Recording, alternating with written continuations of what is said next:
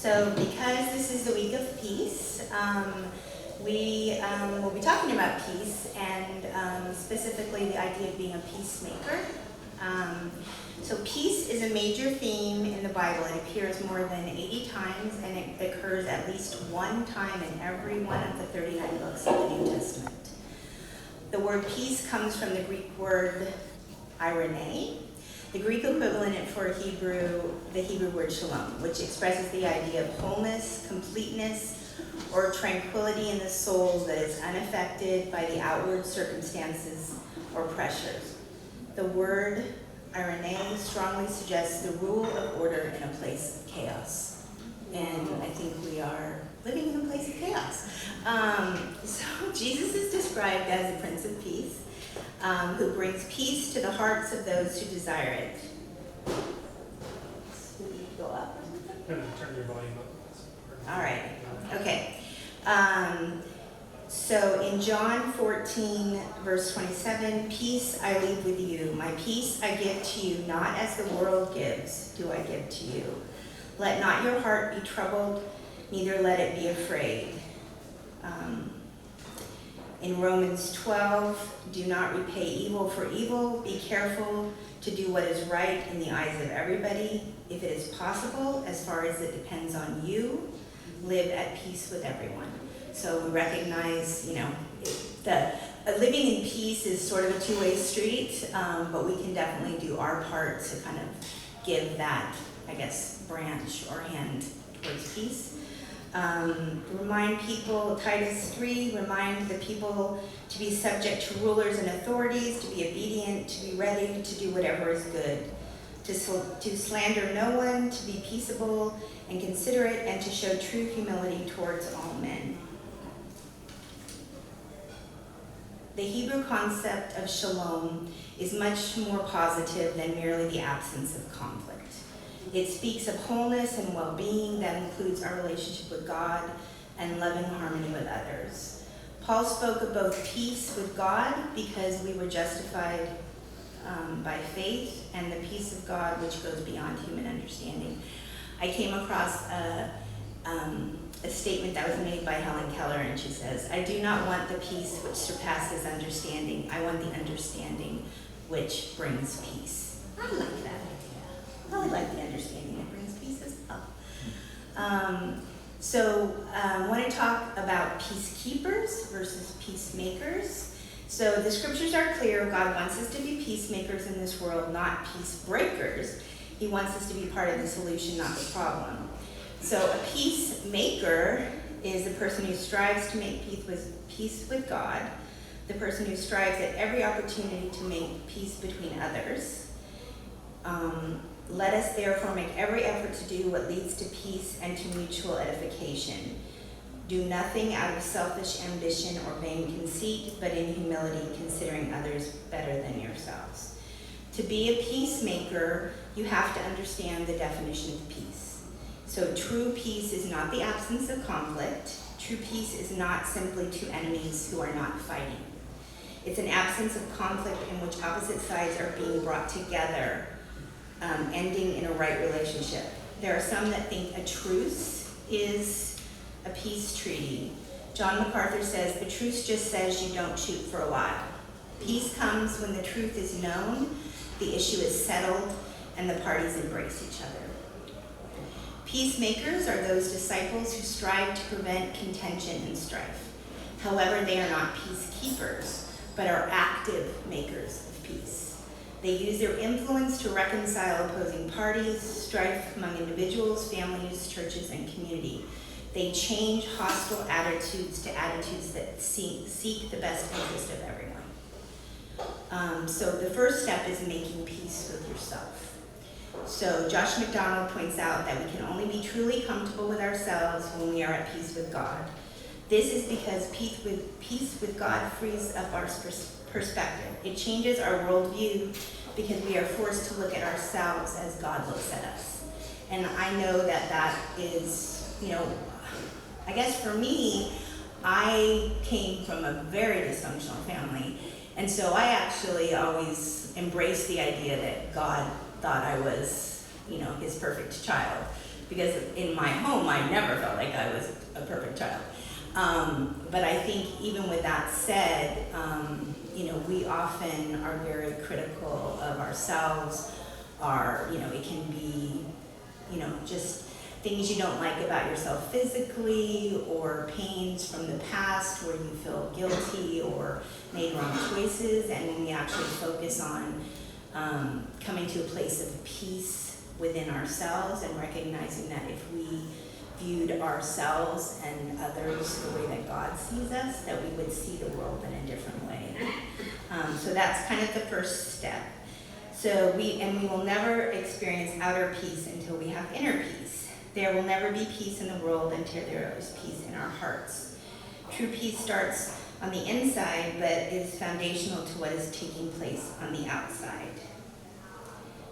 Peace on the inside comes from peace with God and knowing that He's in control. And I think, that issue of control, I'm somebody who actually likes to think I'm in control.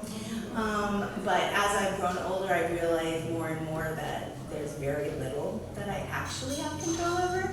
And whether you think, it's God who has control, or the universe, fate, destiny, whatever your belief system is, that idea that ultimately you are not the one who has the ultimate control. We have control over our actions and how we react to things, but as far as control of the world, no. When we have that kind of peace, when we recognize, I guess, the limitations of our control, we're much more likely to be able to relate peacefully to those around us. I had, when I first started counseling, I'm the oldest child of 5 in a house of 2 addicts. So I was the parent, and I also worked very hard to be I guess I would say I wasn't the peacemaker, I was the peacekeeper in the family. And so when I first started counseling as an adult, my counselor made a statement to me about how powerful I was, because I actually thought I could control the emotions of everyone around me. And so I think that, kind of getting to that place where you realize you aren't in control will allow you to interact differently with people, because you're not going to be spending so much time trying to control a situation or the other person. The other thing is making peace with society. So true peacemakers bring others peace, and that can be in a place of, being strong and courageous in times of trouble. That can be showing compassion, sitting and being with or crying with somebody who's in need. Exercising your expertise and competence in areas to be of benefit to others and to bring peace. I came across a little blurb about peanuts, and Lucy said one time, "I hate everything, I hate everybody, and I hate the whole wide world." And Charlie said, "But I thought you had inner peace." And Lucy replied, "I do, but I also have outer obnoxiousness." So it's not just the inner peace we're looking for, but actually peace that we're sharing with the rest of the world, not obnoxiousness. And I think it's true for many people. There are many people who claim to have inner peace, but they don't show it in the way that they interact with others. And it seems like some people, carry around a chip on their shoulders, go around looking for trouble, and to try and stir up things, because that's actually their comfort zone. So I have a couple of discussion questions.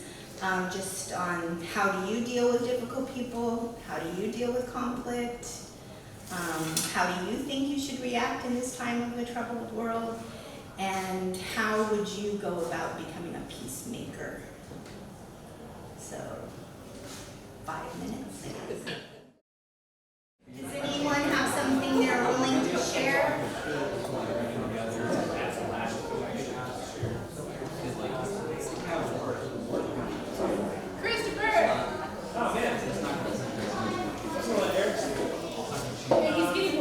So our table talked about the difference between peacekeeping and peacemaking. Yes? We talk about how like really peacekeeping is like the goal, that's the trajectory, and peacemaking is the method, and it's the vehicle that we get there. But then how you make peace is not necessarily always civil, and it's not necessarily always, it's never complicit. The one thing, and we didn't talk about this, but I think justice is mentioned 733 times in the Bible. And I think justice is how you get peace. And then once you get peace, which we all want, you keep it. And you keep peace by maintaining justice. So when we talk about like how to be peacemakers right now, I think of Christ the lens through which we understand peacemaking. It's not always polite. No. And it's hardly ever civil. Turning tables, calling people dogs, things like that. Christ didn't get crucified for showing up and being a nice guy. Like that, nobody does that. Like he wasn't like Bob Ross, showing up and painting pretty pictures and just smiling a lot. They were like, let's kill that dude. He stirred the pot, and I think again that distinction, and I think Eric's and our table made a distinction between peacekeeping and peacemaking is something important to keep in mind. So that's what we talk about. Anyone else? You were talking a lot back there. What was going on at your table? We were debating the same stuff, peacemaking, stuff like that. So I don't want to share one perspective. We have multiple ones that are on the whole table. But we talked more about the idea of people talking together, stuff like that, and hearing different perspectives and sharing that. So that was just one perspective. We were just trying to get to the balance of like, kind of what you were talking about, of like how far to push people when they're wrong, in the debate, and at what point are you coming in place of their activities and what time are you, what we're going to do compromising. So we were kind of just wrestling back and forth on that, which of course is super specific to each situation and kind of hard to do, but that's where we were going around. Yes? Actually, this relates to a conversation that I was having with a friend yesterday, where they finally had to talk to their family about politics. They were a person that was a peacekeeper. They did not want to talk about it, but they had to speak to their father and say what you need to. My friend is queer and had to talk to them about saying you have to stop voting for people who want me dead. Yeah. That's not a. What my friend said was that explained to their father that a partner that they had attempted suicide after November 2016 because they were afraid. And so it's about action, and sometimes the action is small, and sometimes the action is large. Sometimes the action is violent, but there's a point to it. It's not always like happy, and it's never going to be until we get there. So you can't just put flowers and guns sometimes. Yeah. No, I understand. Sometimes, our table brought up a very good point that gave me a really good idea. Sometimes there are people out there that are against the idea of peace, being a peacekeeper and being a peacemaker. And in those situations, you don't engage with that person, but you do pray for forgiveness for them. And hope that will make a difference. I agree. I mean, there are people who are committed to continued violence and atrocity. I like to go, but were you gonna go on to? Well, you go ahead. Okay. All right, so. Yeah. So, Dr. King has this talk of this concept of like negative peace and positive peace. And a negative peace is like order, where there's like an absence of justice, like the true root of like discord and all that stuff hasn't been addressed. It's a peace without justice, and that's kind of that's the world we're living in right now. And a lot of people out there are fighting for justice and for peace and for equity, and those people are like actively agitating, kind of in the way that, according to the Bible, Christ was out there agitating and like making enemies because he was disrupting the peace, the negative peace.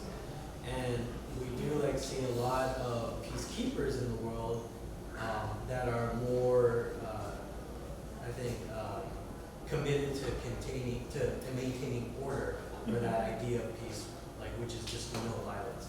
Like police officers, they're a big like tool of the institution to maintain peace. We have protesters currently AFSCME and like the students all like fighting for justice for their workers who are the most vulnerable in the UC system. And what does the UC do? They bring in peacekeepers from like across the state to, keep the peace, to make sure there's order and all that. But really that's like not peace that they're bringing. They're just keeping injustice. They're maintaining it. They're not stirring the pot or anything. Right. Well, I mean the Can I have two, I'm sorry, I Yeah. want to mention one thing, just to piggyback on what Sarah was saying.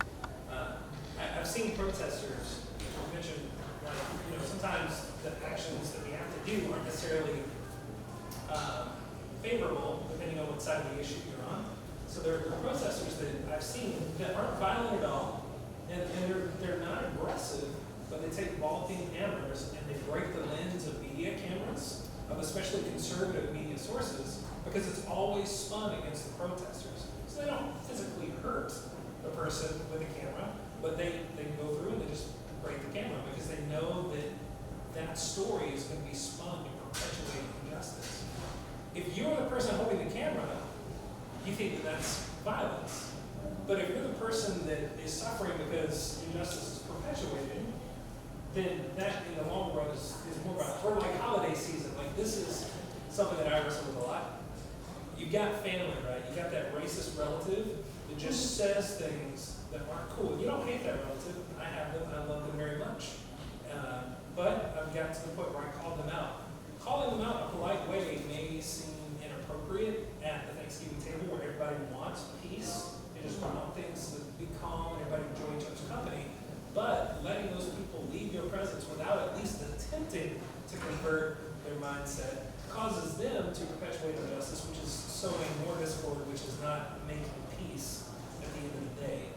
So this is not like a two-dimensional issue. This is a complex topic to talk about, like what does peace actually look like and how do we achieve it. And I think all of these things that Sarah brought up are important to consider when we discuss making peace here and now in a world that's full of turmoil and injustice. So,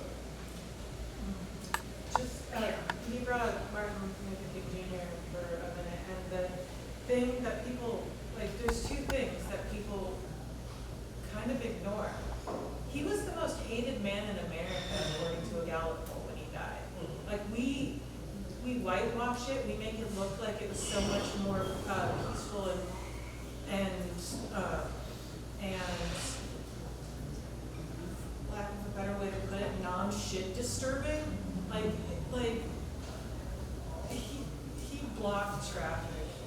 He starved away businesses. He got in people's faces. He did it in a way of nonviolence. Yeah, sure, but it wasn't this thing that was just candlelight vigils and smiling at people that you disagree with. And then the other thing was something I read not too long ago about it. And it's when people talk about Martin Luther King Jr., they act like he died of old age. He didn't. He was Murdered. killed. Yeah, he was killed because he was trying to make peace. And so it's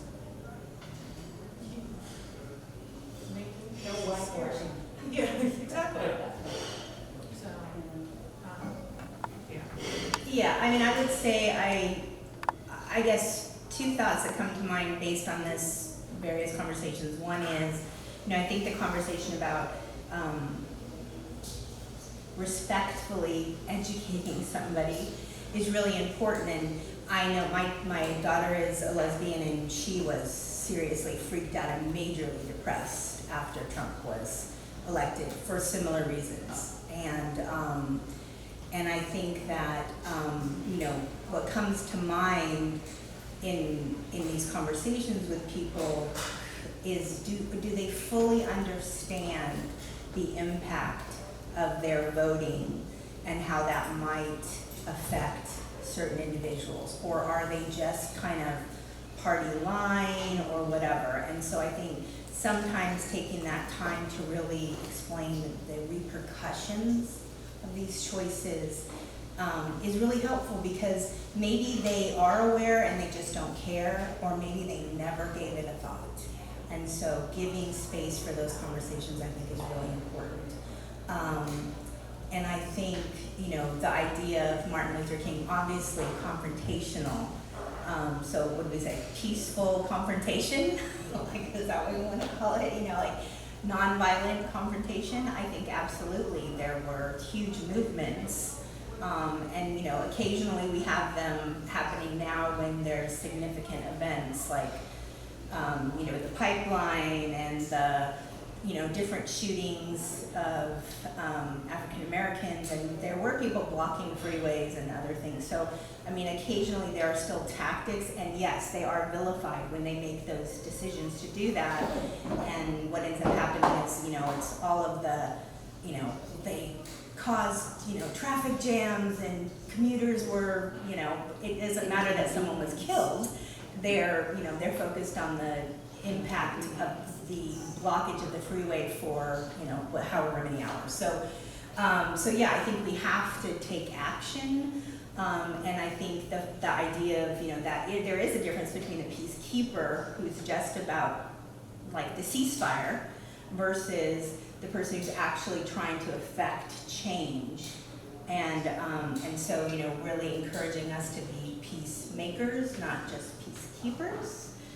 There probably are situations, if you're in the midst of a volatile situation, that you may want to be peacekeeper, but in general, bringing people to a place of conversation where they can actually create understanding and peace is ultimately the goal. So Paul summarized the challenges of what Jesus said in the Sermon on the Mount, which is where the blessed are the peacemakers is from. In Romans, he says, bless those who persecute you, bless and do not curse. So I think this doesn't, I'll read the whole thing, but I think this isn't about just smiling. This, that we need to figure out a way to respectfully, respond. So bless those who persecute you, bless and do not curse. Rejoice with those who rejoice, and weep with those who weep. Be of the same mind toward one another. Do not be haughty in mind, but associate with the lowly. Do not be wise in your own estimation. Never pay back evil for evil to anyone. Respect what is right in the sight of all men. If possible, so far as it depends on you, be at peace with all men. Never take your own revenge, beloved, but leave room for the wrath of God, for it is written, vengeance is mine, I will repay, says the Lord. I'm not really into the whole vengeance, but I would say that if there's ultimately any kind of judgment or corrective, action, it's really not in our hands. But if your enemy is hungry, feed him, and if he is thirsty, give him a drink. For in so doing, you will heap burning coals on his head. Do not be overcome by evil, but overcome evil with good. We're to make sure that we're doing what we can. At this point, we are fulfilling God's requirement. I think this is one of the reasons why Jesus, in the Sermon on the Mount, said, blessed are the peacemakers. Christians are called to be peacemakers because we have been offered true peace within our hearts. It doesn't mean we will always see eye to eye. It doesn't mean that everyone is going to be easy to get along with, but it does mean that if we allow the Holy Spirit to work within us, He wants to, we can experience, as he wants to, we can experience true peace. It's not enough to have peace in our hearts. We must do our part to bring peace into the world. Peacemakers love peace, but they do not passively accept trouble brought about by evil. There are those who claim to love peace, yet they remove themselves from all trouble. They ignore and flee problems and threatening situations, and they often evade issues.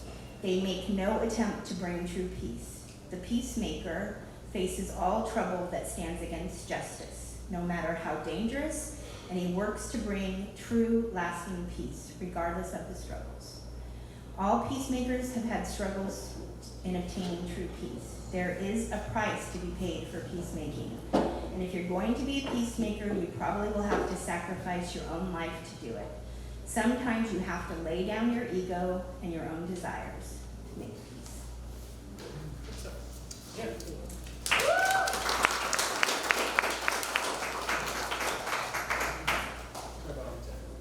Oh, no problem.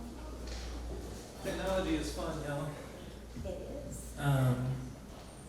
You know, this conversation brought something to mind that is really kind of not necessarily funny, but it made me think of this. One of the most peaceful protests I've ever seen in my lifetime was met with instant criticism. And I think the challenge before Christians today is to love our enemies. I think that's paramount. I think we fight hate with love. That's also true. And the verse that Jody talked about heaping hot coals on your enemy's head by loving them or refusing to hate them. That's not talking about like hurling lava at your enemy, you know, like an X-Men just like throwing things out and trying to kill your enemy. It's actually a practice in that culture where people that were poor, that they were destitute, they would sit in the streets and they would wrap towels around their heads, and people would come if they were cold, and they would put warm coals into the towel and they would keep them warm.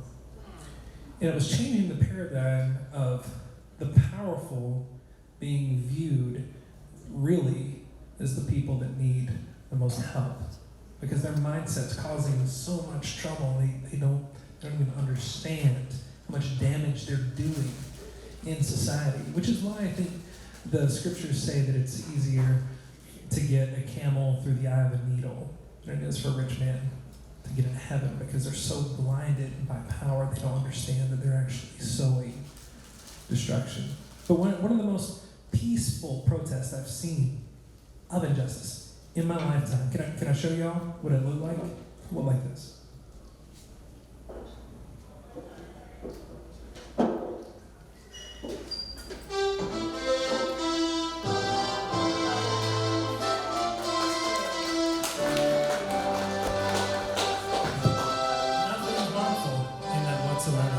Nothing violent. It was actually meant to respect people that were veterans. Just a statement against those that are keeping order instead of seeking justice. And they were instantly criticized. It's one of the most biblical approaches to a protest I've ever seen. They're instantly criticized. So I guess my point is that as you seek justice and peace, even if you do things quote unquote the right way, and you choose to love your enemy, don't be surprised if you're met with criticism, but do it anyway. And also, and I want to make this abundantly clear, and I know Jody would agree, in case someone misunderstood what we were talking about today. If he is hitting you, if she is hitting you, if they are hitting you, get out. Keeping peace does not mean you have to stay in a toxic relationship when you are getting abused. I want you all to understand that's very important. We're moving into a sacred tradition within the church. It's one of the few that survived over time. It's the earliest worship tradition that we have present in every church. It's communion. And it is a reflection on what happens when you seek peace in the most biblical way possible at times. You're met with confrontation at times. Christ was the most subversive and loving individual of that time in that region that made just a tremendous impact. And he was not safe from not only criticism, but execution. When you take these elements today, you're essentially saying that no matter the cost, I will follow that path. I choose to take up the cause of justice through loving my enemy and seeking peace, disrupting society if necessary. I choose to take on that mantle at all cost. Now, I don't think you have to be a Christian to be a part of the ceremony, but I do think you have to take that commitment seriously. On the night that he was betrayed, Jesus took bread and he broke it. And he passed it to his neighbors, as I hope you all pass to your neighbors. And just hold it in your hands as it comes your way. And he said, this is my body. It's going to be broken for you.